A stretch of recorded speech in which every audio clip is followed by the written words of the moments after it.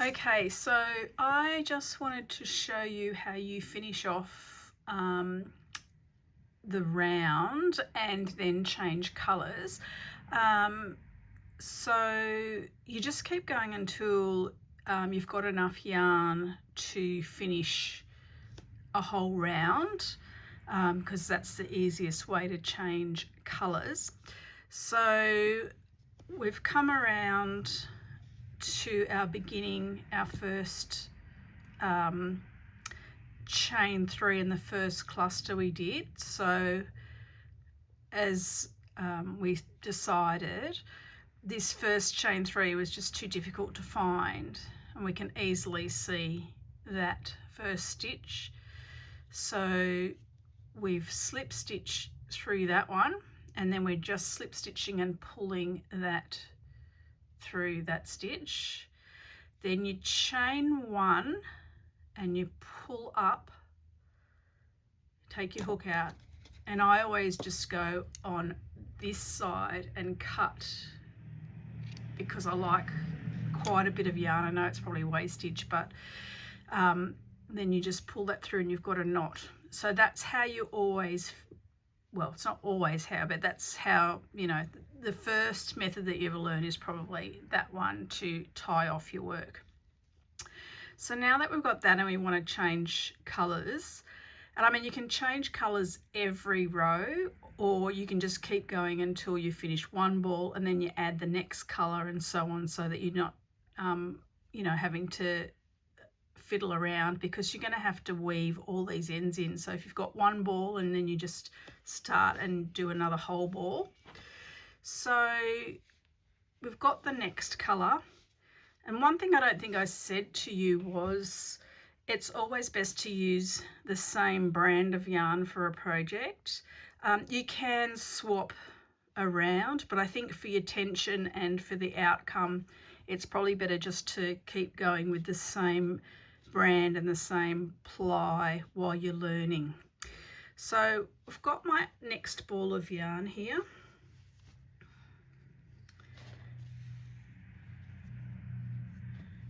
And we get the tail end. I'm just going to flip it so I've got my working strand on the right and the tail end on the left. And I'm just going to make a slip knot, so just wrap that round your fingers. I've just got a loop. I put my hook through the middle, and I'm just going to grab the yarn and pull that through, and then pull both the tail end and the working chain together just to make it a tight knot there. Now what we're going to do, I'm going to start in the corner, and I probably should have done this with the first square that we started, but I really want to end up with all the joins in the corner. That way I think it gives us a better look at the end, because you're not going to see where you're joining up the middle. So what we're going to do is, with the yarn on our hook, and we're going to find our corner, we're going to put our hook through, and we're going to grab the yarn just like we would do if we were doing a any other stitch, bringing that through, and we've just got 2 loops on the hook. So that's where we did our knot, and that's where we're putting through, and we're just going to slip stitch and pull that through. And that way, this is quite secure because you've got a little knot there.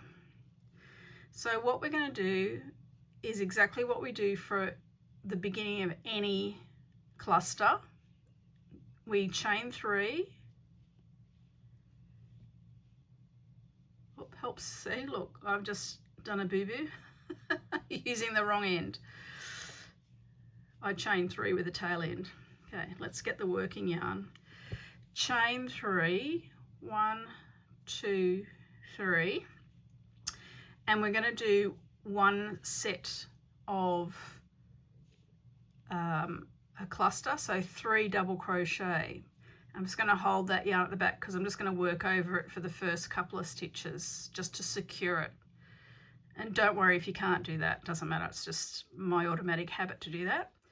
So yarn over, we're going into the hole, we're going to bring up a loop, 3 loops on the hook, yarn over, pull through 2, yarn over, pull through 2, and you can put your stitch marker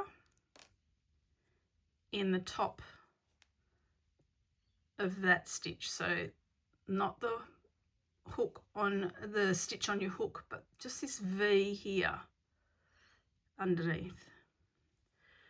So in the first round you'll know because it's a different colour from the previous row, but it's a good habit to get into. So we've done our chain 3, our first double crochet, yarn over, go into the hole, pull up a loop, 3 loops on your hook, grab your yarn, twist your hook, pull through 2, grab your yarn, pull through 2, and one more time. And then we're just going to continue crocheting as you have been into each space until you get to the next corner. So just make sure that that tail is the back. You don't want it pulling through to the front. 1 double crochet,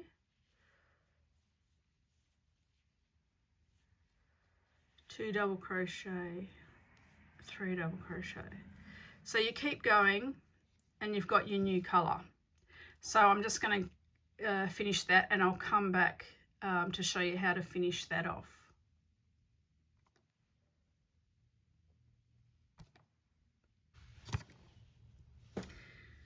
Okay, so you've worked your way around your square, and this is where we started in the corner.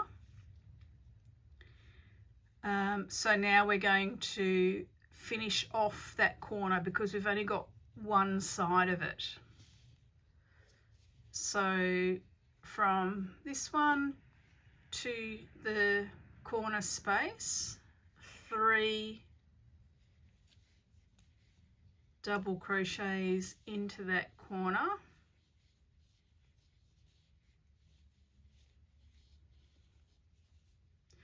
and as you would normally do after that first set of 3, you chain 2, and then where the stitch marker is at the top of the first double crochet,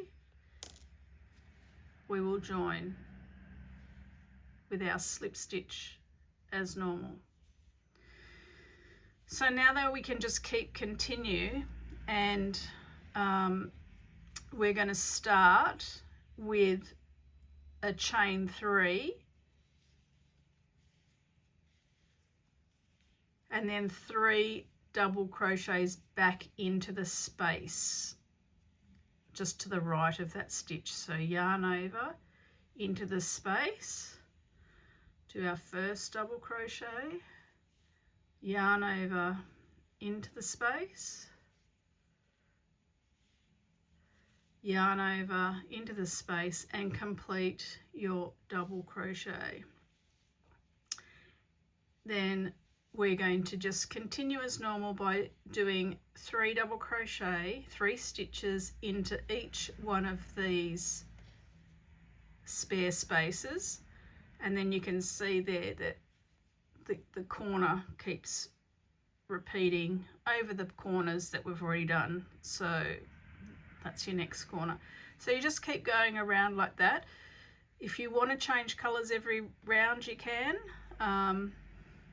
but why bother if you can just keep going and for a whole ball's worth of yarn. And yeah, you can put the green next to that if you prefer, whatever colours I gave you. You can start all over again with a different colour if you didn't like that colour in the middle. Anyway, that's just, I thought I'd put that up now for you, just in case, you know, you're going away, I'm going away, and hopefully you've had a chance to do a few more rounds. All right, bye for now. One thing I did forget to say to you was that every time, because we're only putting 1/2 of the corner in at the beginning now, When you come back around, you have to do always finish your round with 3 double crochet into the corner, chain 2, and then join. Because sometimes I think, oh, you'll get it, and then you'll get round to that point and go, oh shit, what do I do now? And then you might forget to finish off the corner. So the corners have always got your 3 double crochet, chain 2, and 3 double crochet. And because we're only starting with half a corner, you just need to finish with the other half, which will be the chain 3. Sorry, let me go back. So you'll be finishing every round with 3 double crochet, chain 2, and then joining. Then you will chain 3, do the chain 3 double crochet into the space. So whatever we did for the first round is how you're going to finish and continue with every round. All right, hope that helps. Bye.